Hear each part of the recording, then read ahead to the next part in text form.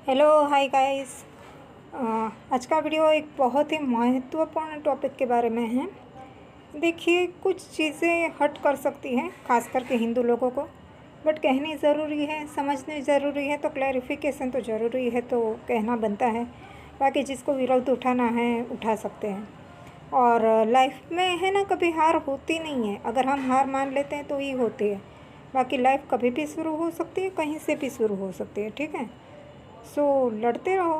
Life में कभी भी डिमोटिवेट नहीं होना है। और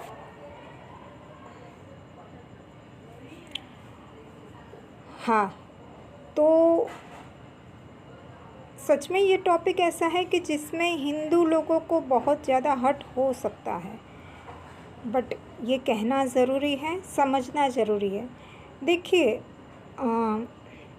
सारे गॉड गॉडेसेस हैं, है ना, जिसमें हमारे 3 इम्पोर्टेंट गॉड गॉडेसेस है, और उसके बाद ही बाकी के गॉड गॉडेसेस या फिर बाकी के देवी देवताओं का अवतरण हुआ, क्योंकि वो थे तब उनमें से कोई आगे देवी देवता आए। ठीक है, जैसे जिसे हम सब जानते हैं कि ब्रह्मा, विष्णु और शिव, जो क्रिएशन, डिस्ट्रक्शन एंड मैनेजमेंट के देवता है, भगवान है। तो देखिए, मुझे सरस्वती जी से कभी कोई तकलीफ़ नहीं हुई है। मुझे हमेशा से यही लगता है कि मैं और वो एक ही है, अलग है। वैसा कभी, जैसे कहते हैं ना लोग, अभी आजकल twin flame subject twin flame subject को बहुत ज़्यादा ट्रेंडिंग बना रहे हैं। तो मेरे लिए तो वो पहले से ही जैसे ट्विन फ्लेम ही थी। मुझे कभी कभी महसूस ही नहीं हुआ कि वो मैं नहीं हूँ, और या मतलब मुझे वही लगता था कि वो ही मैं हूँ, है ना। तो सरस्वती जी के बारे में तो मुझे कोई कंप्लेंट है नहीं, क्योंकि मैंने जहाँ तक जितनी भी स्टोरी उनकी जानी है, मुझे वहाँ कहीं पर भी उनमें कुछ लगा नहीं। और मैं ज़्यादा पढ़ती नहीं हूँ, ज़्यादा माइथोलॉजिकल स्टोरीज देखती नहीं हूँ। हाँ, जैसे मतलब टाइम पास के लिए या फिर उस तरीके से देख लेती हूँ कि मुझे एंटरटेनमेंट के लिए। जैसे राधा कृष्ण सीरियल थी तो थोड़ा माइंड लाइट रहता था, जब मैं डिप्रेशन में थी तो वैसे देख लेती हूँ। बाकी मैं ज़्यादा पढ़ती वढ़ती नहीं हूँ, तो मुझे नहीं पता है। अभी आते हैं बैक टू द पॉइंट कि सरस्वती जी और ब्रह्मा जी के बारे में मुझे ज़्यादा जानकारी नहीं है, बट अच्छे ही होंगे। और अगर नहीं अच्छे होंगे तो मुझे वैसे भी जुलाई मंथ वाले बिल्कुल कम ही पसंद है। तो जुलाई मंथ ब्रह्मा जी का कहलाता है, तो होते हैं ऐसे लोग, है ना। इन शॉर्ट, ऐसे लोग जिसको मनुष्य जीवन मिलने के बाद भी 84 लाख योनियों के बाद मनुष्य जीवन मिलता है, उसको भी पशु पक्षियों की तरह सिर्फ़ और सिर्फ बच्चे पैदा करने में लगा देते हैं और ख़त्म हो जाते हैं। उनका क्रिएशन सिर्फ सेक्सुअल होता है। तो ऐसे लोगों को मैं शायद ब्रह्मा जी के श्रेणी में रखती हूँ, जितना मैं ब्रह्मा जी को जानी हूँ, सुनी हूँ उस तरीके से। तो ब्रह्मा जी की मैं थोड़ी कम ही रिस्पेक्ट करती हूँ, क्योंकि क्रिएशन बहुत ज़्यादा हो सकता है, नॉलेज का क्रिएशन बहुत ज़्यादा हो सकता है, एक्टिविटीज़ का, संगीत का, म्यूजिक का, डांस का, हर चीज़ में वेरिएशन, हर चीज़ में डाइवर्सिफिकेशन, और हर चीज़ में एक नया आयाम, एक नया डायमेंशन हम क्रिएट कर सकते हैं। मगर सिर्फ क्रिएशन अगर डिजायर्स का और वासनाओं का हो तो फिर दैट्स डजेंट मीन, है ना, हमें मनुष्य जीवन मिलने का मतलब ही क्या रह जाता है। बात आती है शिव और पार्वती, मुझे पसंद है, बट शिव जी की मैं ज़्यादा रिस्पेक्ट नहीं करती हूँ, क्योंकि वो बहुत ज़्यादा वैराग में रहते हैं। फिर भी जब संयम उनका टूटता है तो उनका खुद पर कंट्रोल नहीं होता है। पार्वती जी, दैट इज़ मतलब कह सकते हैं कि जिनमें सारी कलाएँ हैं, और सारी कलाओं पर संयम भी है। दुर्गा माँ भी ऐसी है, बैलेंस्ड है ना। जबकि दुर्गा माँ, जब युद्ध ख़त्म नहीं हो रहा था तब दुर्गा माँ का आह्वान किया गया, और मतलब जितना मैं जानती हूँ वो भी एकदम एक बैलेंस्ड फॉर्म में है। महाकाली माँ बिल्कुल भी बैलेंस नहीं है। वो जब आइसोलेशन में होती है, डिप्रेस्ड हो जाती है, तब वो पृथ्वी का निर्माण करती है। तो वो अपने आइसोलेशन से बचने के लिए पृथ्वी का निर्माण करती है। तो कहने का यहाँ मतलब ये है कि अगर आपको लाइफ में मनुष्य जीवन मिला है तो आपको वही तो बैलेंस सीखना है। कितनी भी तकलीफ़ आ जाए उसमें कैसे बैलेंस रहना है, यही कला एक ही चीज़ सीखने के लिए आपको मनुष्य जीवन मिला है। और इस जन्म में अगर आपने ये चीज़ नहीं सीखी, ये कला नहीं सीखी कि कैसी भी बुरी से बुरी सिचुएशन में कैसे बैलेंस रहा जाता है, कैसे पीसफुल रहा जाता है, कैसे मोटिवेट रहा जाता है, कैसे अपने आप में रहा जाता है, अगर ये नहीं आप सीख पाए तो 84 लाख योनियों तक आपको फिर से यही इंतज़ार करना पड़ेगा। ठीक है, तो गलती से भी इस मनुष्य जीवन को व्यर्थ मत जाने दीजिए। कितनी भी परेशानियां आ जाइए, अपने आप पर भरोसा कभी भी मत खोइए। ठीक है जी। और हाँ, मेन मुद्दे की बात की, विष्णु भगवान जो हमारे पालनहार हैं, है ना, जो पृथ्वी को पूरी तरीके से बैलेंस रखते हैं। महाभारत में जब मैं इनका ये डायलॉग सुनती थी कि मैं ही हूँ जो सब कुछ करता हूँ, तो मुझे कहीं ना कहीं बार बार ये चीज़ें थोड़ी सी ऐसी लगती थी कि ये इनमें ईगो है। एंड जब मैंने न्यूमेरोलॉजी सीखी और जब मैंने नेम पर पर्टिकुलरली काम किया, तभी भी वही चीज़ें बार बार मेरे सामने आई कि ट्रिपल जो नेम्स के स्पेलिंग का थर्ड लेटर जो होता है वही आपकी कोर डिनोट करता है। तो KRI कृष्णा, तो आई में भी ईगो है। तो मुझे ये चीज़ें बहुत ही ज़्यादा एक बार करके हर्ट कर गई कि भगवान होकर इनको इतना ईगो है कि मेरे कारण ही पृथ्वी चलती है। बट फिर भी जब तक हम किसी की ज़िंदगी जीते नहीं हैं, उनको बहुत नज़दीक से देखते नहीं हैं, तब तक हम किसी को जज नहीं करना चाहिए। ये इस चीज़ से मुझे पता चला। तो बाकी सब अजम्पशन होते हैं, it is not as it is.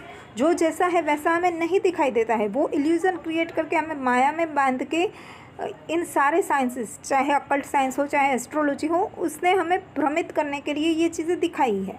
Exactly person की सोल कैसी है, उसकी सोल को रीड करना आना चाहिए। That is the reality. तो भगवान कृष्णा है, अभी उसमें आप बारीकी से देखोगे तो न्यूमेरोलॉजी भी सत्य है और जो भी साइंसेस है वो भी सत्य है, बट बारीकी इतनी चाहिए जितनी मैंने देखी है। अगर आपके अंदर इतनी बारीकी नहीं है तो आप तुरंत ही जजमेंटल हो जाएंगे। देखिए 221 होता है KRI, ठीक है, तो 221 होता है। तो अगर आगे 2 बार 22 आया है, मतलब उसके अंदर एक तरीके की माँ की ममता है, एक बैलेंस है, एक नर्चरिंग एटीट्यूड है, एक केयरिंग एटीट्यूड है, और उसके बाद 1 आया है, उसके बाद आया है, उसके बाद ईगो आया है। तो अगर वो ईगो भी है तो वो पॉजिटिव ईगो होगा, वो ईगो भी है तो वो अभिमान नहीं है, वो स्वाभिमान है।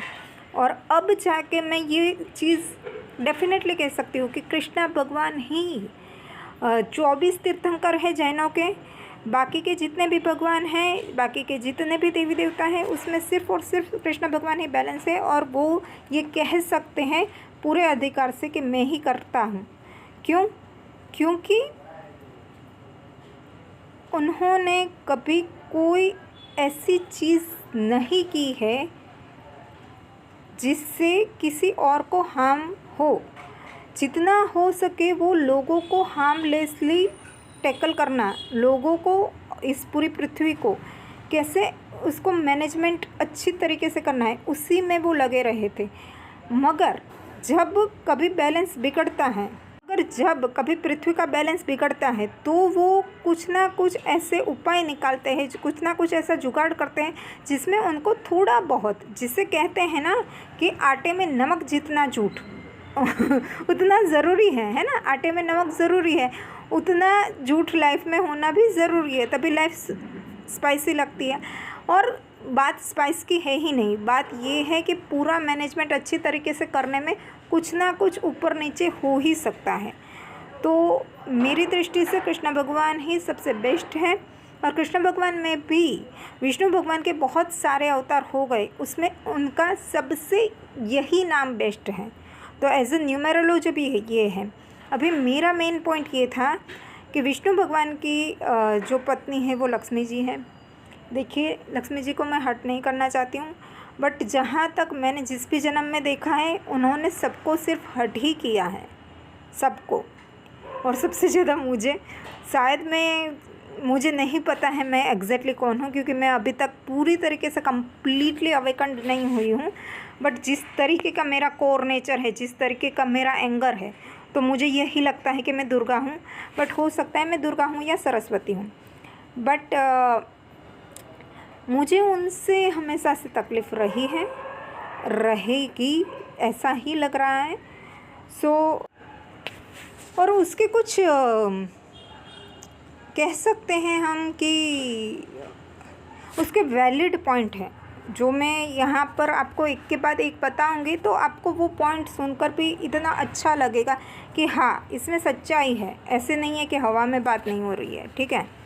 जैसे कि देखिए, लक्ष्मी जी ने जब राम भगवान के साथ जन्म लिया है ना, राम और सीता, तो उस टाइम पर भी सीता जी भगवान होने के बावजूद, मनुष्य रूप में होने के बावजूद, एक मतलब ऋषि मुनियों जैसी तपस्या, उनको वनवास मिला था, उस टाइम पर उन्होंने क्या मांग क्या की, उन्होंने सोने के हिरण को शिकार करने की, मतलब एक जिंदा जीव को मारने की मांग की। तो हर बार लक्ष्मी जी को कुछ ना कुछ डिज़ायर्स रहती थी, और वो डिज़ायर किसी ना किसी को हार्म करती है। उनको उनसे कोई फ़र्क नहीं पड़ता है, उनको जीवों के लिए कोई दया है ही नहीं।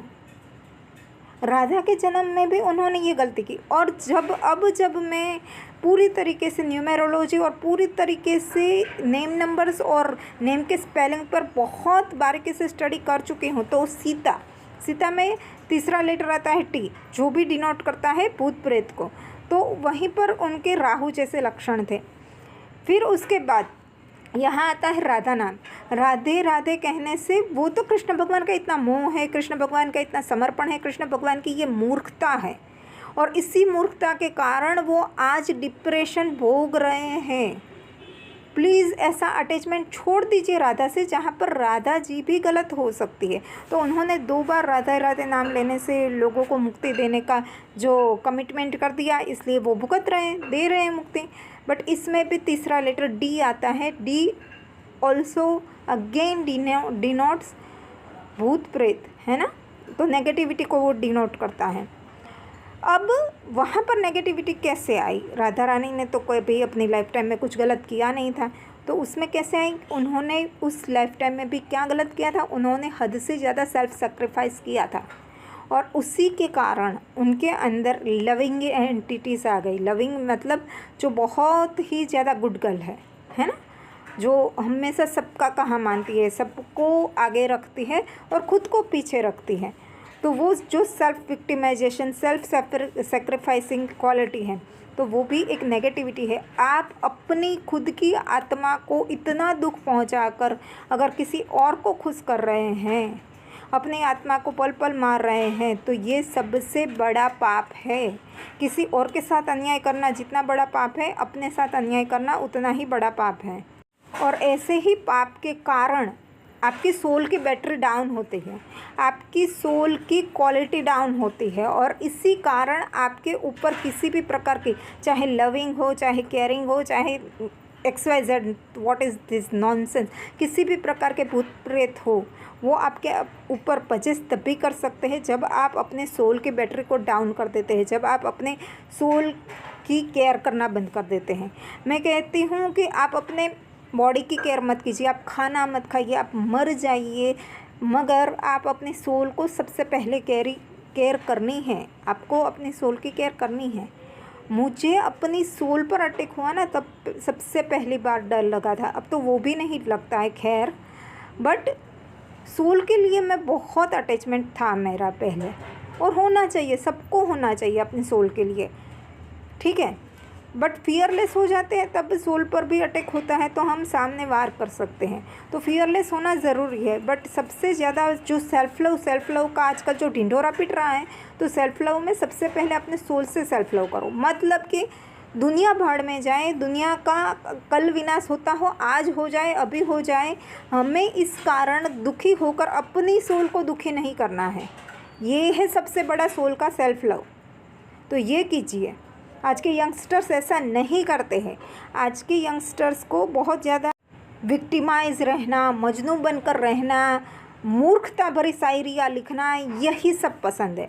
और ऐसे ही लोगों को मतलब मुझे इतना गुस्सा आता है ना उन लोगों के ऊपर कि जितना गुस्सा निकालना है निकाल दो ना, बोल करके निकाल दो। क्यों ऐसा नाटक करते हो, क्यों शायरियाँ लिखते हो? जिस पर गुस्सा है उसको बोल दो, बात ख़त्म।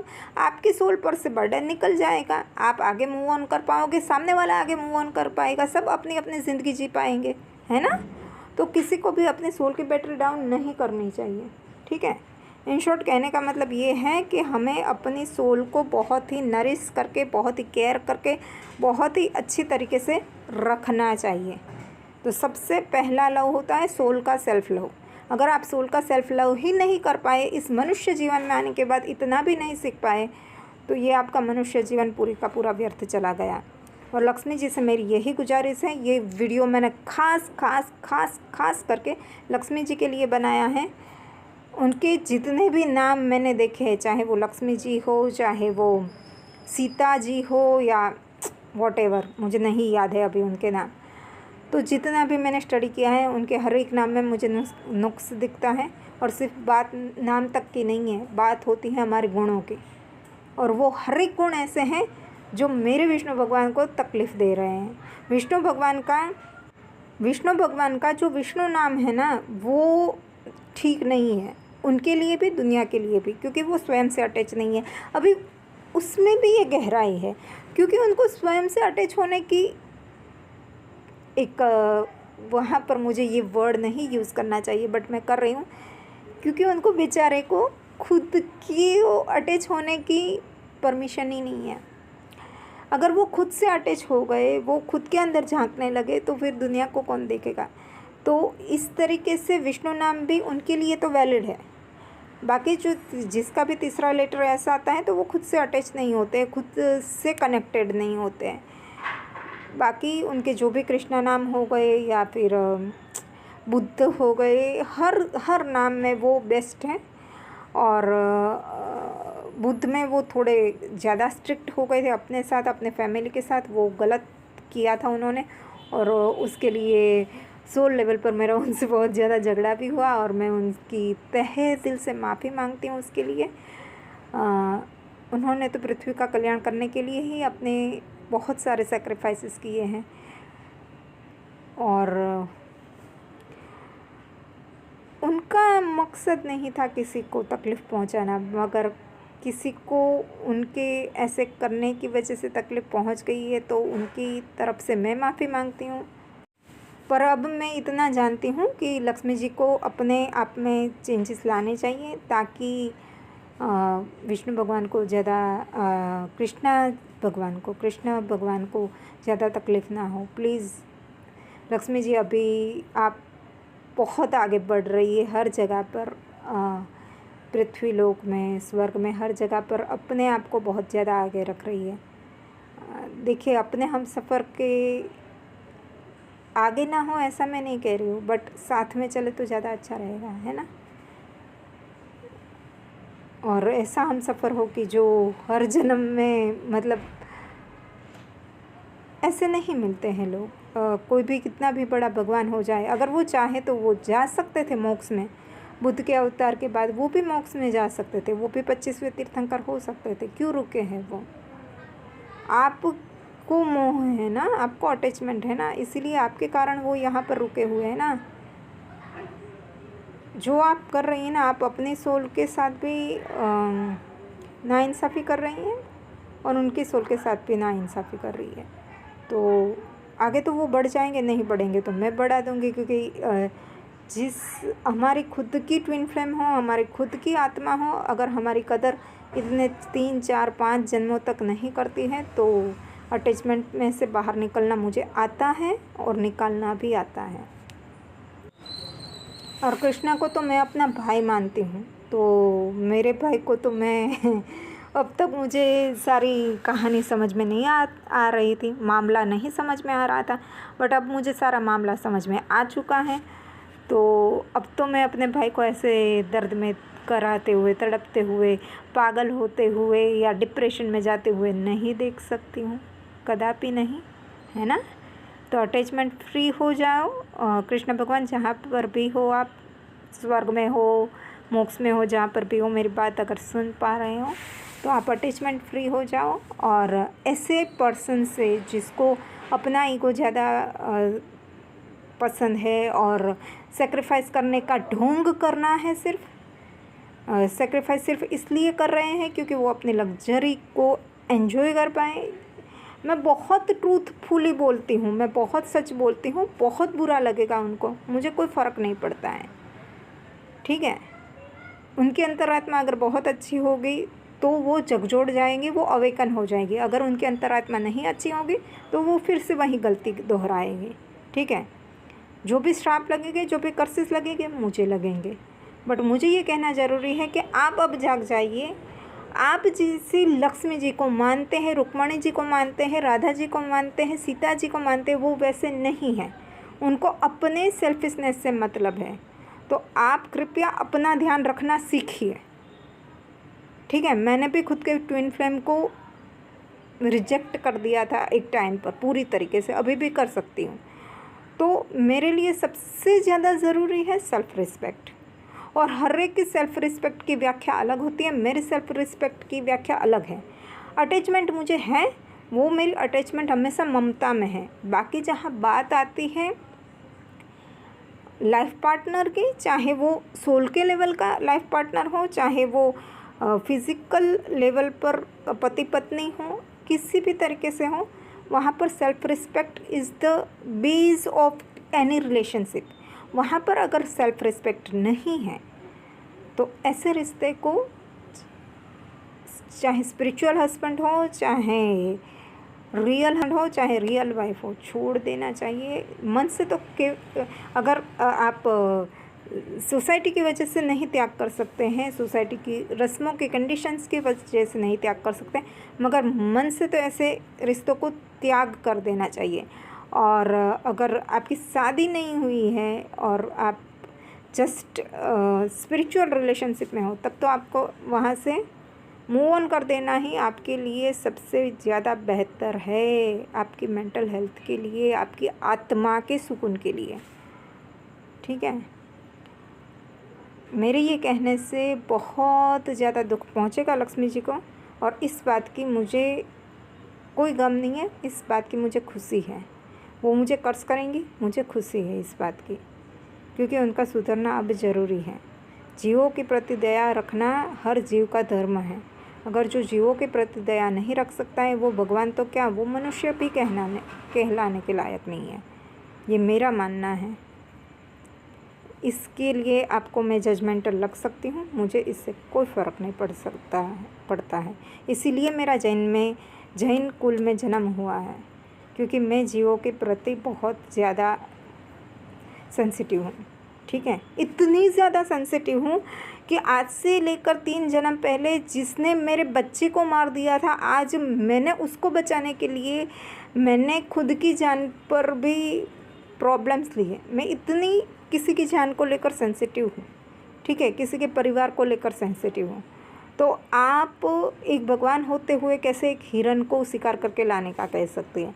तो आप तो मुझे किसी भी जन्म में पसंद आए ही नहीं हैं, और आपको मेरी बातें बुरी लगे तो अच्छी बात है कि आपकी आत्मा को कहीं पर भी तो चोट पहुंची, जहां से आपकी अवेकनिंग स्टार्ट होगी, जहां से आपकी आत्मा का शुद्ध बनना, शुद्धिकरण स्टार्ट होगा, ठीक है। Thank you so much. और मैंने बहुत बार राधे राधे बोला, इसके लिए सॉरी। जय जिनेंद्र। मेरे सर हमेशा कहते हैं कि अपना धर्म नहीं छोड़ना चाहिए, आज मुझे उनकी बात सच लग रही है। सो जय जिनेंद्र।